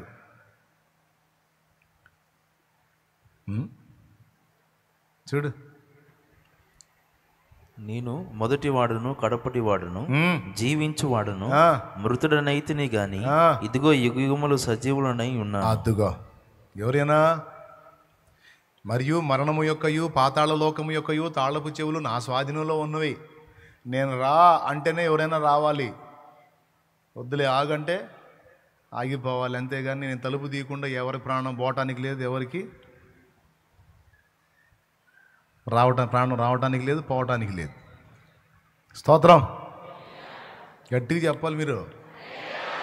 ఆ పైన అంటున్నాడు యెషయా గ్రంథం 48:12 యాకోబు, నేను పిలిచిన ఇశ్రాయేలు నాకు చెవియొగ్గి వినుము, నేనే ఆయనను, మొదటి వాడను నేను, కడపటి వాడను. ఇదే మాట ప్రకటన 1:18 యేసయ్య అన్నాడు. అదే ప్రకటన గ్రంథం 22 కూడా 13 ఏమన్నాడు? నేనే అల్ఫాయు ఒమేగయు, మొదటి వాడును కడపటి వాడును, ఆదియు అంతమునై ఉన్నాను. అది సంగతి. త్రియేక దేవా ఆది సంభూతుడా, నిన్ను నేనేమని ఆరాధించెదా. త్రియేక దేవా ఆది సంభూతుడా, నిన్ను నేనేమని ఆరాధించెదా. జ్యోతిర్మయుడా నా ప్రాణ ప్రియుడా, స్తుతి మహిమలు నీకే. నా ఆత్మలో అనుక్షణం, నా ఆత్మలో అనుక్షణం నా అతిశయము నీవే, నా ఆనందము నీవే, నా ఆరాధన నీవే, నా అతిశయము నీవే, నా ఆనందము నీవే, నా ఆరాధన నీవే. జ్యోతిర్మయుడా నా ప్రాణ ప్రియుడా, స్తుతి మహిమలు నీకే. అన్నా ఆ సందర్భంగా ఈ పాట ఎందుకు పాడావన్నా? ఈ సందర్భం కాదే, సడన్గా ఈ పాట ఎత్తుకున్నాను డౌట్ రాలా మీకు? ఆది సంభూతుడు అన్న మాట కోసం ఎత్తుకున్నా. అంటే ఆది సంభూతుడు అంటే ఈ విశ్వమంతయు నిర్మింపబడక ముందు మొదట సంభవించిన వాడు అంటే ఆది, మిస్టర్ ఆది గారు అన్నమాట ఆయన. స్తోత్రం. అది మిస్టర్ అల్ఫా గారు ఆయన, ఒమేగా కూడా ఆయనే, అంతము కూడా ఆయనే. అది చెబుతున్నాడు, ఆరంభములో ఉన్నవాడను అందరి అంతంలో కూడా నేనే ఉంటా, ఇంకెవడు ఉండడు. ఎవరు వచ్చినా నా ముందుకు రావాల్సిందే, అది పాయింట్. ఎవడు హాజరైనా నా ముందు వచ్చి నిలబడాలి. అది రోమాపత్రిక 14:11 నా తోడు ప్రతి మోకాలు నా ఎదుట వంగును, ప్రతి నాలుకయు ప్రభువును స్తుతించునని రాయబడి ఉన్న ప్రకారము మనలో ప్రతివాడు తన్ను గూర్చి దేవునికి లెక్క యొప్పగింపవలసి ఉన్నది. ప్రతి మోకాలు నా ఎదుట వంగునన్నాడు. అర్థం వచ్చే రాలే? అందరూ ఆయన ముందుకే వెళ్ళాలి, ఆయన ముందే సాగిలపడాలి. కాబట్టి ఇందు మూలంగా మీ యావన మందికి తెలియజేయడం ఏమనగా, సంభవింపబోయే సంగతులన్నీ స్పష్టంగా తన పరిశుద్ధ గ్రంథంలో దేవుడు లిఖించిన కారణము చేత మనుషులకి ఇక మళ్ళా తిరిగి చెప్పడానికి ఛాన్స్ లేకుండా చేసి ఉన్నాడు. అయ్యా నేను పాపిని కానీ నా పాపాలు పోయే మార్గం నాకు నువ్వు చూపలేదు కదా అనే మాట వాడుకుంటున్నట్లు ఆయన దిగి వచ్చి తన రక్తమును క్రయధనముగా చెల్లించి నీకు విమోచన మార్గాన్ని చూపించాడు. కాబట్టి నా పాపాలు పోయే దారి నాకు కనబడలేదు అనడానికి ఛాన్స్ లేదు. సువార్త విన్నవాడికి, సువార్త వినని వాడికి అది తెలియదు కాబట్టి వాడికి అవకాశం ఉంది, వానికి ఎగ్జామ్షన్ ఉంది. సేవ చేసే వాటికి ట్యాక్స్ ఎగ్జామ్షన్ ఉన్నట్టు. స్తోత్రం, హల్లెలూయా. అర్థమైందా? సేవా కార్యక్రమాలు, సామాజిక సోషల్ సర్వీస్ చేసే వాళ్ళకి ఇన్కమ్ ట్యాక్స్ ఎగ్జామ్షన్ ఉన్నట్టు నాకు సువార్త అందలేదయ్య అన్నోడికి ఎగ్జామ్షన్ ఉంది. నీకు తెలియదా? సరే ఇటు కూర్చో అంటాడు. పదవయసులో కూర్చోబెడతాడు. ఇక్కడ మిస్ అయిన సువార్త అక్కడ అందేటట్టు చేస్తాడు. అక్కడైనా సరే యేసు రక్తం కిందకి తీసుకొని వాడిని పైకి తీసుకోవాలి, అయితే ఛాన్స్ లేదు. ఎందుకంటే యేసయ్య చెప్పాడు, నా ద్వారానే తప్ప ఎవ్వడు తండ్రి దగ్గరికి రాడని. కాబట్టి ఇక ఆదాం దగ్గర నుంచి రేపు చివరి వ్యక్తి వరకు సువార్త అందిన వాళ్ళందరికేమో సువార్తను బట్టి నిత్య జీవ ప్రాప్తి. ఒకవేళ అందకపోతే అక్కడ అందేటట్టు చేస్తాడు. హల్లెలూయా. మొత్తానికి ఇప్పుడైనా, గతంలో అయినా, భవిష్యత్తులో అయినా ఏ మనుషుడైనా ఆయన రక్తము ద్వారానే నీతిమంతుడు. ఆయన కృపను బట్టే నీతిమంతుడు. ఆయన రక్తమును బట్టే నిత్య జీవ ప్రాప్తి. మహాపరిశుద్ధ స్థలములో చేర్చును మన యేసయ్యా రక్తము. మహాపరిశుద్ధ స్థలములో చేర్చును మన యేసయ్యా రక్తము. మన ప్రధాన యాజకుడు మన కంటే ముందుగా వెళ్ళెను. మన ప్రధాన యాజకుడు మన కంటే ముందుగా వెళ్ళెను. యేసు రక్తము రక్తము రక్తము, యేసు రక్తము రక్తము రక్తము, అమూల్యమైన నిష్కళంకమైన రక్తము, అమూల్యమైన రక్తము, నిష్కళంకమైన రక్తము, యేసు రక్తము రక్తము రక్తము, యేసు రక్తము రక్తము రక్తము. దేవునికి మహిమ కలుగును గాక. చెప్పు గట్టిగా. అది సంగతే. ఏది సంగతే? అది సంగతి.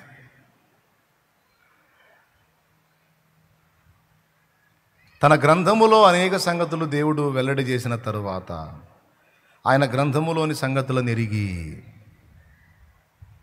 కూడా ఇంకా అక్రమములో జీవిస్తే రేపు నువ్వు సాకులు చెప్పడానికి లేదే. నీ గ్రంథంలో చెప్పలేదా? నీకు అన్నీ చెప్పాగా, ఏం చేస్తే ఏం జరిగిద్ది అనేది మొత్తం నీకు డోస్ అంతా ఇచ్చాగా. ఇచ్చావు తండ్రి, ఇచ్చావులే, కానీ అన్నావు అనుకో గుద్దుతావా గుద్దు అంటాడు, అనుమానం లేదు అందులో. ఇంకా కానీ ఏందిరా, ఇంకా చూపించాగా నేను. అన్యాయము చేయువాడు అన్యాయము చేయనిమ్ము, పరిశుద్ధుడైన వాని వాని వాని క్రియలకు జీతమిచ్చెదనన్నాడు. వాని వాని క్రియలకు జీతమిచ్చెదనన్నాడు. యేసు అన్న మాటను మరువబోకుమురన్న, యేసు అన్న మాటను మరువబోకుమురన్న. జీవించుచున్నావన్న పేరు ఉన్నది, మృతుడవే నీవు మృతుడవే. జీవించుచున్నావన్న పేరు ఉన్నది, మృతుడవే నీవు మృతుడవే. ఏ స్థితిలో నుండి పడిపోతివో నీవు జ్ఞాపకము చేసుకొని మారు మనసు పొంది ఆ మొదటి క్రియను చేయుమురన్నా, ఆ మొదటి క్రియను చేయుమురన్నా. జీవించుచున్నావన్న పేరు ఉన్నది, మృతుడవే నీవు మృతుడవే. సింపుల్ మెసేజ్, ఏం లేదండి. ఒక్కసారి ఈ విషయాల వాస్తవికతను ఎరిగి మర్యాదగా సరి చేసుకోమని చెబుతున్నా.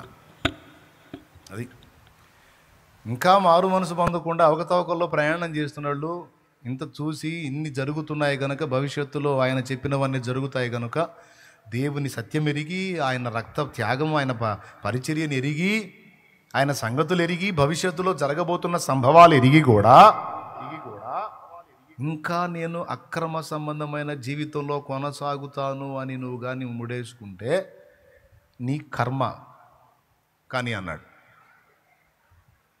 ఇంత స్పష్టంగా నేను ఏం చేయబోతున్నానో, ఏం జరగబోతుందో, ఇంకా ఎంతో కాలం లేదు అన్న సంగతి ఎరిగి ఉండి కూడా నువ్వు ఇంకా అపవిత్రతను ప్రేమిస్తే సరే కానీ, నేను అడ్డగించను. మర్యాదగా మారు మనసు పొందుతావా, లేకపోతే అలా కంటిన్యూ అవుతావా? ఇది నీ టైం, ఇది నీ సమయం, నీ ఇష్టం. నేను సైలెంట్గా చూస్తూ ఉంటా. నీకు చెప్పాల్సిన మ్యాటర్ చెప్పి అందించాల్సింది అందించే తర్వాత నీ ఇష్టం అని సైలెంట్గా ఉన్నాడు. ఇప్పుడు అదే ఆయన మౌనం కూడా పెద్ద డేంజర్. ఆయన మౌనం డేంజర్. ఆయన మౌనంగా ఉన్నాడంటే మనల్ని ఆమోదించాడని కాదు, సడన్గా తోలు ఒలుస్తాడని అర్థం అన్నమాట. పద్దాకల మనం పిచ్చి చేష్టలు చేసుకుంటే దేవుడు గొప్పోడు, దేవుడు ప్రేమమయుడు, దేవుడు కరుణమయుడు. అసలు ఈ మనుషులు అర్థం చేసుకోకపోయినా నన్ను దేవుడు అర్థం చేసుకున్నాడు. నేను దరిద్ర కొట్టు పనులు చేస్తుంటే దేవుడు పెద్ద మనసుతో అర్థం చేసుకొని సర్టిఫికేట్ కూడా ఇచ్చాడు. కంటిన్యూగా ముసుగులో చేసుకోమ్మా, ముసుగులో చేసుకోయా అని ఇచ్చాడు, సర్టిఫికేట్ కూడా ఇచ్చాడు. మనుషులు అర్థం చేసుకోకపోయినా దేవుడు అర్థం చేసుకుంటాడు. అన్నయ్య అర్థం చేసుకుంటాడమ్మా, తమ్మయ్య చెల్లెమ్మ అర్థం చేసుకుంటాడు. చేసుకొని చేయాల్సిన న్యాయం చేస్తాడు. గుర్తుపెట్టుకోండి, పాపముతో నిద్రలో కూడా ఎన్నడూ దేవుడు రాజీ పడడు. పాపులందరికీ ఒకటే పిలుపు, మారు మనసు పొందు, మారు మనసు పొందు, మారు మనసు పొందు. పెద్దలైనా చిన్నలైనా, ముసలోళ్ళైనా, కుర్రోళ్ళైనా, ఆడోళ్ళైనా, మగోళ్ళైనా, యవ్వనులైనా అందరికీ ఒకటే పిలుపు. రక్షణ పొందినోళ్ళైనా, రక్షణ పొందనోళ్ళైనా, రక్షణ పొందినోళ్ళకే మారు మనసు పొంది రండి, నా యొద్దకు విశ్రాంతిని ఇస్తా, అది పిలుపు. రక్షణ పొందినోడికైతే మారు మనసు పొంది నా వైపు మళ్ళుకో. ఏ స్థితిలో నుంచి పడ్డావో తిరిగి ఆ మొదటి ప్రేమలోనికి, ఆ మొదటి స్థితిలోనికి, ఆ మొదటి క్రియల్లోనికి రా. ఇదే పిలుపు. కాబట్టి ఇంత ఎరిగి ఉన్నారు గనుక దేవుని వాక్య సత్యం, దాని యొక్క నిరూపణ, దాని యొక్క వాస్తవికత మీరు స్పష్టంగా ఎరిగి ఉన్నారు గనుక ఇక మీరు కాలమును ఎలా వినియోగించుకుంటారో, మీ జీవితాలను ఎలా కొనసాగించుకుంటారో తస్మాత్ జాగ్రత్త. ఇదే సందేశం. అందుకే ఆ మాట చెప్పాడు. నీ టైంని ఇంకా నువ్వు ఎలా వెచ్చించుకుంటావు, నీ కాలమును ఎలా వెచ్చించుకుంటావు, నీ భవిష్యత్తు చెప్పేశాడు ముందే.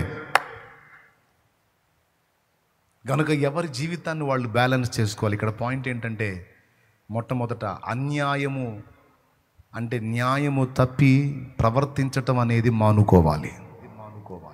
ఎందుకంటే న్యాయం విషయంలో మహారోషంగా ఉంటాడు ఆయన. ఏబును మెచ్చుకున్నప్పుడు ఏ పాయింట్లో మెచ్చుకున్నాడో తెలుసా? అతడు న్యాయవంతుడు, యథార్థవర్తనుడు, యెహోవా యందు భయభక్తులు కలిగి చెడుతనం విసర్జించునోడు అన్నాడు. కాబట్టి ఇక్కడ అన్యాయపు క్రియలలో ఉన్నవారు మారు మనసు పొందాలి. అది అపవిత్రతలో కొనసాగుతున్న వాళ్ళు మారు మనసు పొంది ప్రభు వైపు తిరగాలి. నీతి ప్రవర్తనలో ఉన్నవాళ్ళు ఆ నీతిలో స్థిరపడాలి. పవిత్ర హృదయులై ప్రభుని సేవించుచున్నవారు ఆ పవిత్రతలో స్థిరపరచబడాలి. పరిశుద్ధులుగా ప్రభుని సేవించుకుంటున్న వారు ఇక పరిశుద్ధతను దాటిపోకుండా అందులో తమను తాము భద్రపరుచుకోవాలి. దేవుని కొరకు క్రియలు చేస్తున్న వాళ్ళు, దేవుని పనిలో తమ జీవితాన్ని వెచ్చిస్తున్న వాళ్ళు అది కంటిన్యూ చేసుకోవాలి. ఏముందిలే, నాకేమొచ్చిందిలే, నాకేం ఒరిగిందిలే అని దాటిపోవద్దు. అందరికీ జీతం నా దగ్గర ఉంది, నేను ఒట్టి చేతులతో రావట్లా, జీతం తీసుకొని వస్తున్నా, బహుమానం తీసుకొని వస్తున్నా, చెడిపోయినోడికి తీర్పును తీసుకొని వస్తున్నా చెప్పాడు. ఫోన్ చేసినట్టు చేశాడు. ప్రకటన గ్రంథంలో 22లో ఫోన్ చేశాడు అనమాట. హలో, వచ్చేస్తున్నాను నేనని. కాబట్టి మీరు ఎలా మనుగడ సాగించాలనుకుంటున్నారో నిర్ణయం మీదే. యేసు ప్రభు నీకు లైఫ్ ఇచ్చిన, బైబిల్ గ్రంథంలోని ఇన్ని నిరూపణలు నీకు చూపించిన, నీ కళ్ళ ముందు కొన్ని అద్భుతాలు నీకు చూపించిన, వాటన్నిటి వెనక ఆంతర్యం ఏంటో తెలుసా? మనం మారు మనసు పొందాలనే. మారు మనసు పొందాలి, జీవితాన్ని సరిదిద్దుకోవాలి, క్రమపరచబడాలనే. అద్భుతాలు చేసిన కారణం కూడా అదే. మనలో చాలామంది దేవుని అద్భుతాలు స్పష్టంగా అనుభవించారు. కారణం మారు మనసు పొందాలని. అంతేగాని నువ్వు చెడిపోయిన జీవితంలో ఉన్నా కూడా అద్భుతాలు జరుగుతున్నాయంటే దేవుడు నీ పక్షాన నుండి నీ చెడుతనాన్ని సపోర్ట్ చేస్తున్నాడని కాదు. కావాలంటే చూడు మత్తయి సువార్తలో.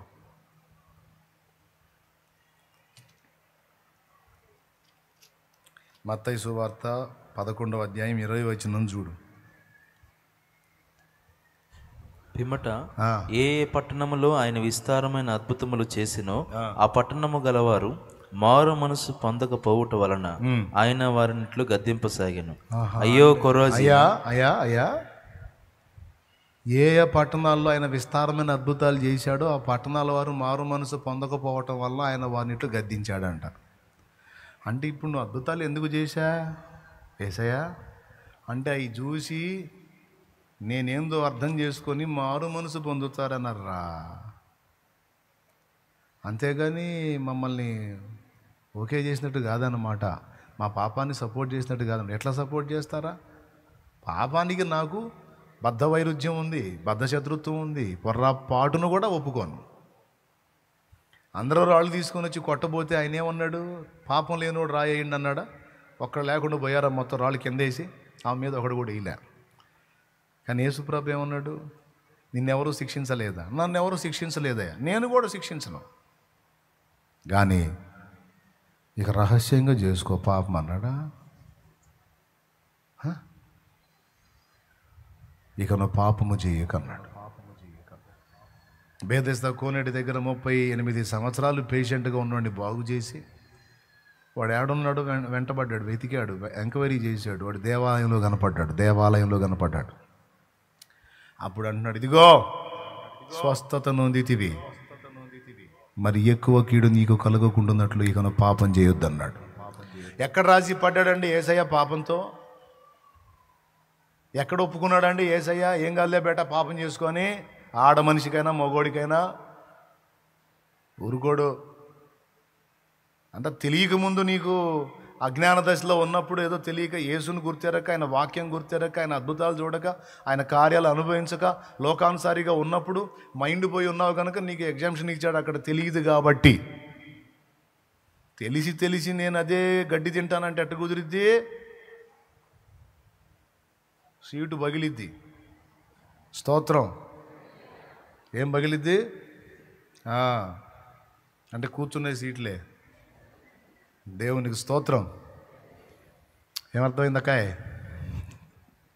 జాగ్రత్త పడాలి అందరం, మీరు నేను అందరం జాగ్రత్త పడాలి. ఇదే చెడుతనాన్ని విసర్జించుటయేగాక, ఆ చెడుతనాల విషయంలో మారు మనసు పొందుటయేగాక, దేవుని మీద తిరుగుబాటు చేసే సంగతుల్లో మారు మనసు పొందుటయేగాక, కుటుంబాన్ని జాగ్రత్తగా కట్టుకుంటూ రావాలి, భవిష్యత్తుకు వాళ్ళని రెడీ చేసుకుంటూ రావాలి. తెలుసా, ఇంకా కొద్ది రోజుల్లో జరగబోతున్న సంభవాలకి నీ బిడ్డల్ని సిద్ధపరచుకుంటూ రావాలి. ఇంకా ఆట్టే కాలం లేదు. మీరే చూస్తారుగా ఏం జరగబోతున్నాయో భవిష్యత్తులో. రాబోతున్న 10 సంవత్సరాలు కీలకమని చెప్పా, గుర్తుందా? కొద్ది రోజుల కిందట చూద్దురుగా నాకండి. గ్రంథము నిరర్ధకం కాదు. స్తోత్రం. గ్రంథము నిరర్ధకం కాదు, ఇందలి వాక్యములు వ్యర్థము కాదు, నిశ్చయముగా జరిగి తీరతాయి అంతే. నువ్వు నీ ఇంటి వారిని భద్రం చేసుకోవాలి. నీ విశ్వాసాన్ని కోల్పోకుండా దాన్ని అంతము వరకు కాపాడుకోవాలి. గుర్తుపెట్టుకో, రాసుకో. పవిత్రతను కోల్పోకుండా కాపాడుకోవాలి. అడుగులు జారితే తిరిగి సరిదిద్దుకొని దేవుని వైపు మళ్ళుకోవాలి. మారు మనసు పొందాలి. తెలుసో తెలియకో ఎప్పటికీ అడుగులు తడబడ్డాయా? దిగ్గున లేచి యేసయ్య పాదాలు పట్టుకో, ప్రభు వైపు మళ్ళుకో, మారు మనసు ప్రకటించు. మొదటిది. రెండవది, నీతి ప్రవర్తనలో ఉన్నావా? స్థిరంగా ఉండు, దాటిపోవద్దు వాటి నుంచి మళ్ళీ. 2, మూడవది, జరగబోతున్న సంభవాలు మొదటనే దేవుడు నీకు స్పష్టపరిచాడు గనుక నీ ఇంటి వారిని కూడా హెచ్చరించుకుంటూ జాగ్రత్త చేసుకో. ఎందుకంటే నీ పిల్లల్ని, నీ ఇంటి వారిని, నీ కుటుంబస్తుల్ని, నీ బంధు జనావళిని నువ్వు హెచ్చరిక చేసుకొని ఉండాలి. వాళ్ళు తీసి పారేస్తారు. ఏయ్, దేవుని వాక్యం తక్కువ అంచనా ఎదురా రేయ్ కుమారులారా, మా కుమార్తె జాగ్రత్త అని నోవాహు చెప్పుకున్నాడు, చెప్పుకోవాలి. దేవుడు నాతో మాట్లాడాడు, జరిగిద్దంతే. ఓడగట్టాలు వస్తారా రారా అన్నాడు. ఇంతో పెద్ద మెయిన్ ఆయనేగా నోవా. ప్లస్ భక్తిపరుడు, దేవునితో నడిచినోడు. వాళ్ళకి తెలుసు, ఫ్యామిలీకి తెలుసు, సామాన్యుడు కాదు, చెప్పింది జరిగిద్దని. అందుకే మొత్తం లోబడ్డారు. ఊరు మొత్తం వచ్చి ఎగతాళి చేస్తున్నా సరే, వాళ్ళు ఎగతాళి చేసినప్పుడల్లా కొడుకులు తండ్రికి వెళ్ళి చూస్తారు, డాడీ ఏంది దరిద్రులని. తండ్రి ఏం చేస్తాడు, ఓడగడతా పని కానివ్వండిరా. అటు ఎందుకు వింటున్నారా? కానివ్వండి, మీరు నా స్వరమా వాళ్ళ స్వరమా? కాదు నాన్న, మనల్ని పిచ్చోళ్ళ కింద కట్టి మాట్లాడుతున్నారు నాన్న. ఎవడు పిచ్చోడో ఫైనల్లో తెలియదు, మీరు కట్టండి రా. రే కట్టండి రా. నేనైతే పిచ్చోడిని కాదు కదా, నాకైతే మైండ్ బాగోలేదు కదా. చిచి అట్లెందుకను? మరి నోరు మూసుకొని చెప్పింది చేయండి. ఒక్కొక్కడికి రేపు బ్యాండ్ మేళం మోగిద్ది, ఆగండి. కట్టుకున్నారు, మొత్తం అందులో చేరారు. డోర్ క్లోజ్ చేశాడు, ఇక పంపించాడు నీళ్ళు. ఆ ఉగ్రత వచ్చినప్పుడు, ఆ దేవుని ఉగ్రత వచ్చినప్పుడు అప్పుడు మొత్తుకోరు ఒక్కొక్కడు. అయ్యా నోవా, బాబాయినరా, చిన్నానా, అయ్యా నోవా మేనత్తనయ్యా, నోవా చిన్నమ్మనయ్యా, నోవా అన్నయ్యా, తమ్ముడిని అన్నయ్యా, తలుపు తీయ అన్నయ్య అంటే ఏం చేస్తాడు లోపలుండి?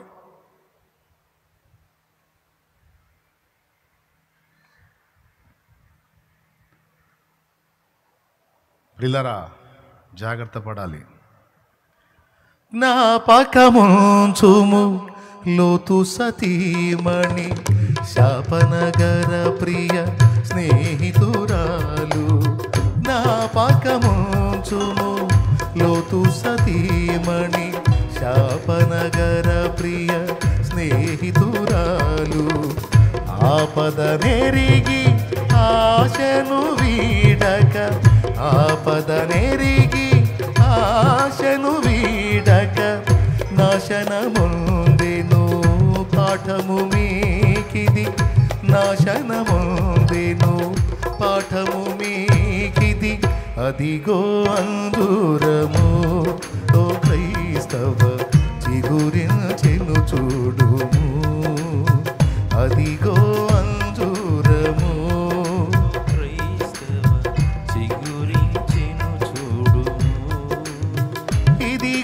నేను త్వరగా వత్తును, సిద్ధపడుడియను స్వరమును వినవా.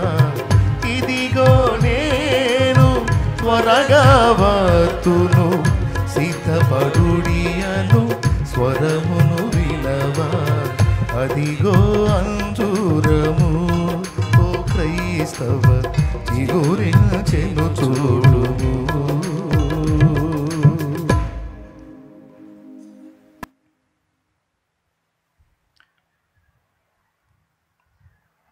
నీ విశ్వాసాన్ని వేగు చూడటానికి పిచ్చి ప్రశ్నలు వేసేవాళ్ళు తయారవుతారు. రకరకాల కల్పనల మాటలు నీకు వినపడతాయి. వాడు బైబిల్ అబద్ధం అంటాడు, యేసు ప్రభు నిజం కాదంటాడు, రాకడ లేదంటాడు, అన్నీ ఏమీ లేవు అంటాడు, అంతా ఒట్టిదే అంటాడు. ఇట్లాంటి దరిద్రుల వ్యాఖ్యలు కూడా నీకు ఈరోజు నువ్వు సెల్ ఫోన్ దగ్గర పెట్టుకొని అన్నీ చూస్తున్నావు కాబట్టి అట్లాంటివి కూడా అందుబాటులోకి వస్తాయి. కొంతమంది విశ్వాసం నుంచి భ్రష్టత్వంలో తీసుకెళ్ళటానికి అవసరమైనటువంటి మ్యాటర్స్ కూడా రెడీ చేసుకుంటున్నారు దుర్మార్గులు, సాతాను సంబంధాలు. అలాంటివి కూడా నీ చెవికి వచ్చే అవకాశం ఉంది, నీ దృష్టిలోకి వచ్చే అవకాశం ఉంది. ఎన్ని వినబడినా నీ విశ్వాసాన్ని అంతము వరకు కాపాడుకోవాలి. మరణం వరకు నమ్మకంగా ఉండు. శ్రమలకు భయపడొద్దు, విమర్శకులకు భయపడొద్దు, వేధించేవారిని, వెకిలి చేష్టలు చేసేవారిని, వెకిలి మాటలు మాట్లాడే వాళ్ళని లక్ష్య పెట్టొద్దు. నీ విశ్వాసాన్ని జాగ్రత్తగా కాపాడుకో. మరణం వరకు నమ్మకంగా ఉండు, నేను నీకు జీవ కిరీటం ఇస్తాను అన్నాడు. వెటకారాలు చేయటం ఏముంది? వెటకారాలు చేశారు. చివరికి ఏమయ్యారు? మొత్తం నీళ్ళలో మునిగి సచ్చారు. వెటకారాలు పడ్డాడు, హాయిగా ఓళ్ళలో కూర్చున్నాడు, మంచిగా కావాల్సిన ఏర్పాటు చేసుకున్నాడు, మంచిగా వండుకుంటున్నారు, తింటున్నారు, హ్యాపీగా సాగిపోయింది. వాళ్ళు బతికారు. వాళ్ళ మాటలు మనుషులు ఇలా జంతువులు ఉన్నాయి, వాటిని కూడా బతికిచ్చారు. స్తోత్రం. ఎవరండి వాళ్ళు? ఎవరాళ్ళు? బతికిన వాళ్ళు ఎవరు? పెద్ద చెప్పాలి. నోవాహోళ్ళు. అంటే ఎక్కడోళ్ళు వాళ్ళు? ఎక్కడోళ్ళు వాళ్ళు? నేను చెప్పనా? మీ తాతల వాళ్ళు. అది మా తాతలు, మన తాతల వాళ్ళు. వాళ్ళ నుంచే వచ్చాం మనందరం. వాళ్ళు ఎవరో అనుకోవాకండి. అందుకే అడిగా, వాళ్ళు ఎవరోలే అని అనుకుంటారేమని. ఓరో కాదు, షేము, హాము, యాబేతున్నారే నోవా కొడుకులు. వాళ్ళు మన ముత్తాతకు తాతకు తాతకు తాతకు తాతకు తాతకు తాతకి అసలు మనందరికి మూలం వాళ్ళు. ఆ ముగ్గురు నుంచి, ఆ జలప్రళయం తప్పించుకొని వచ్చారు ముగ్గురు. వాళ్ళ నుంచి వచ్చిన జనాంగాలే భూమి మీద విస్తరించి ఇన్ని దేశాలై, ఇంత పెద్ద ప్రపంచమై, ఇన్ని జనాంగాలై, ఇన్ని జాతులు, భాషలై, ఎంత ఎవరు అనుకున్నా ఆ ముగ్గురు నుంచి వచ్చిన వాళ్ళే. ఇప్పుడు మనం ఎవరి గురించి మాట్లాడుకున్నాం? ఎన్నో తాత లెక్క పెట్టలేం. స్తోత్రం. కావాలంటే రేపు ఆడికి పోయిన తర్వాత వంశవృక్షాలు నిలబెడతాడు దేవుడు, చూతురు. కానీ మీరు మీ తాత ఆయనకి అన్నాయన, ఆయనకి అన్నాయన, ఆయనకి అన్నాయన, ఆయనకి అన్నాయన, ఆయనకి మొత్తం లెక్కేసుకుంటూ పోతే ఆ షేమ్ దగ్గర, హామ్ దగ్గర, యాభై దగ్గర నిలబడతాం మనం పోయి. వాళ్ళందరి పైన నోవాహు ఉంటాడు. ఈయనెవరు? ఫైనల్లో వాళ్ళు అంటారు మా నాన్న అని. అప్పుడు ఈయన కూడా తాతయ్యగా. అంటే ఇన్నాళ్ళు బైబిల్లో చదువుకుంది మా తాత గురించి అన్నమాట. ఎవరా తాత?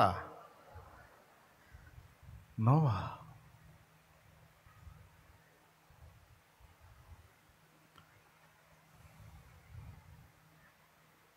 ప్రియులారా, నిజమా కాదా అది? మరి వాళ్ళ నుంచి కాకపోతే ఆడ నుంచి వచ్చారు. వాళ్ళ నుంచి కాకపోతే ఆడ నుంచి వచ్చారు మీరు. ఇది వాస్తవం. ఈ కులం గీలం అన్నీ ఇక్కడ ఈ దరిద్రం మనం కల్పించుకున్నాయి. కులం లేదు, ఏం లేదు, అంత బ్లడ్ రిలేషన్ అక్కడి నుంచి వచ్చిందే. కాబట్టి మూడవ మాటగా చెప్పే విశ్వాసాన్ని కాపాడుకోవాలి. నాలుగో మాటగా చెప్పే టైంని సద్వినియోగం చేసుకోవాలి. ముగింపు. నాలుగో మాట చెప్తున్నా, టైంని సద్వినియోగం చేసుకోవాలి. ఎందుకంటే సమయం దగ్గర వచ్చింది. నీకు దేవుడిచ్చింది విలువైన టైం. ఇక్కడ నుంచి దాటి అవతలికి వెళ్ళావంటే, ప్రభా సేవ చేస్తాను ఆయన, ఇంత వ్యవహారం ఉందని తెలియదు తండ్రి, లేకపోతే ఒక్కరోజు కూడా పానిచ్చేవాడిని కాదు, పానిచ్చేదాన్ని కాదు అంటావు. అక్కడ పోయినాక ఏడిసేవాళ్ళకి నోరు మూసుకొని కూర్చో అంటాడు ఆయన. ఒక్క ఛాన్స్ తండ్రి, ఇంకా శవాన్ని పూడ్చిపెట్టలేదు, ఒక్క ఛాన్స్ నాయన, పోయి అందులో పడతాను. ఏం పడేది? అయిపోయింది ఇంక నీకు. కూర్చో, ఇక్కడ కూర్చో, అరవకుండా కూర్చో. ఎట్టుంటుందని నిజంగా తెలియదే. చెంప పగులుతుంది. చెప్పలా? వాక్యం చెప్పలా? చెప్పానా లేదా? చెప్పావులే కానీ అన్ని నిజాలు అనుకుంటామా? ఏం చేద్దాం, తలతిక్క. అన్ని నిజాలు అనుకుని సచ్చానా? ఏందో ఆ పాస్టర్ వాళ్ళ పబ్బం కోసం వాళ్ళు చెబుతున్నారు. ఏదో మనం ఏదో ఇక నమ్ముకున్న నేరానికి మనం పోక తప్పదు, వాళ్ళు చెప్పిన 4 మొక్కలు వెనక తప్పదు అనుకుని ఏదో ఎన్నాను కానీ అయ్యా ఇంత సీరియస్ అనుకోలేదు దేవా. ఒక్క ఛాన్స్ నాయనా, ఒక్కరోజు బానికుండా నీ సేవ చేస్తానయ్యా అంటే ఉండదు. అయిపోయింది నీ టైం, కూర్చో అంటాడు. కాబట్టి గుర్తుపెట్టుకోండి, జాగ్రత్త పడండి. దాటిపోయిన వారికి లేదు ఛాన్స్, ఉన్నవాడే ధన్యుడు. ఉన్నవాడు ఉన్నంత వరకు రేయింబవలు తేడా లేకుండా దేవుని కొరకు ఎంత చేయగలడో అంత, ఎంత బతకగలడో అంత బతకాలి. నీకు దేవుడు ఏ ఏ దారులు చూపించాడో ఆ దారుల్లో నువ్వు దేవుని కొరకు చేయగలిగినంత సేవ చేయాలి. సువార్త సేవ, ప్రవచన సేవ, వాక్య సేవ, పరిచారక సేవ, వీటితో పాటు సాటి మనిషికి ప్రేమ చూపి చేసే సోషల్ సర్వీస్. సాటి మనిషికి నువ్వు ప్రేమ చూపించి రోగులకు చేసే సేవ. యేసయ్య ఎలా తీసుకుంటాడో శుక్రవారం చెప్పా. వ్యాధిగ్రస్తులకు నువ్వు సేవ చేస్తే యేసు ప్రభు రేపు నిన్ను అక్కడ పోయిన తర్వాత నేను పేషెంట్ని అయి ఉంటే నాకు నువ్వు ఎంత సేవ చేసావో తెలుసా, చాలా సంతోషపడ్డాను నేను, నాకు కడిగి కూడా శుభ్రం చేసావు నువ్వు అంటాడు ఆయన. నువ్వెప్పుడు రోగివై ఉన్నావు తండ్రి, నిన్నెప్పుడు శుభ్రం చేశానయ్యా, నీకు అలాంటి సేవ నేను ఎప్పుడు చేశాను ప్రభువా అంటే, చేసావులే అంటాడు. నేను చెప్పట్లా, మత్తయి 25 చెప్పింది. ఎవరు? మత్తయి 25 చెప్పింది. నేను రోగినై ఉంటిని, మీరు నన్ను చూడవచ్చితిరి, చెరసాలలో ఉంటిని, నన్ను పలకరించితిరి, నేను ఆకలి కొని ఉంటిని, మీరు నాకు ఆహారం ఇచ్చితిరి, నేను దప్పికొని ఉంటిని, మీరు నాకు దాహం ఇచ్చితిరి, నేను వస్త్రహీనుడనై ఉంటిని, మీరు నాకు వస్త్రం ఇచ్చితిరి, నా తండ్రి చేత ఆశీర్వదించబడిన వారలారా, లోకం పుట్టినది మొదలుకొని మీ కొరకు సిద్ధపరచబడిన ఆ ఆనందకరమైన ప్రపంచంలోకి ప్రవేశించండి భండే అంటాడు. తెల్ల మొఖాలు వేసుకొని అడుగుతాం, ఎప్పుడు తండ్రి నీకెప్పుడు చేశాం యేసయ్యా, నువ్వెప్పుడు రోగివై ఉన్నావయ్యా, నువ్వెప్పుడు ఆకలి కొని ఉన్నావయ్యా, నువ్వెప్పుడు దిక్కు లేకుంటే నేను వచ్చి ఆదరించానయ్యా. దిక్కులేని పిల్లలను నువ్వు ఆదుకున్నట్టయితే నువ్వు యేసయ్యను ఆదుకున్నావు. రోగులకు నువ్వు సేవ చేస్తే నువ్వు యేసయ్యకి చేశావు. విధవరాండ్రకు నువ్వు మేలు చేస్తే, భర్త లేని తల మీద నీడ లేని విధవరాలికి నువ్వు సహాయం చేస్తే, ఆ స్త్రీ ప్లేస్లో ఎవరు ఉంటారో తెలుసా? సాక్షాత్ యేసయ్య ఉంటాడు. నాకు వస్త్రం ఇచ్చావు అంటాడు, నాకు ఆహారం పెట్టావు అంటాడు, నాకు పైసలు ఇచ్చావు నువ్వు అంటాడు, నా కోసం కష్టపడ్డావు నువ్వు అంటాడు. ఎప్పుడయ్యా అసలు నువ్వు ఇప్పుడే కనపడటం మాకు అంటాం మనం. చివరిలో అంటాడు, ఈ నా సహోదరులలో ఒకరికి చేస్తే అది నాకు చేసినట్లే. సౌలు సంఘాన్ని హింసిస్తే నన్ను ఎందుకు హింసిస్తున్నావు అన్నాడు. అన్నాడా లేదా? సౌలా సౌలా సంఘమును ఎందుకు హింసించుచున్నావు అన్నాడా? నన్నేలా హింసించుచున్నావు అన్నాడు. ప్రభువా నువ్వెవరివి అసలు, నిన్ను ఇప్పుడే చూడటం నేను అంటే. అక్కడ ఏం తీసుకుంటా? సంఘం యొక్క హింసను తన హింస కాదు, అదే సంఘానికి, సంఘంలో ఉన్న వ్యక్తులకు, సమాజంలోని వ్యక్తులకు నువ్వు సేవ చేస్తే నాకే చేసావని తీసుకుంటున్నాడు. ఎన్ని ఛాన్సులు పోగొట్టుకుంటున్నారో చూడండి, ఎన్ని అవకాశాలు పోగొట్టుకుంటున్నారో చూడండి. కళ్ళ ముందు దేవుడిచ్చిన అవకాశాలని ఎన్నిటిని దాటిపోతున్నారో చూసుకోండి. మీ ఇష్టం.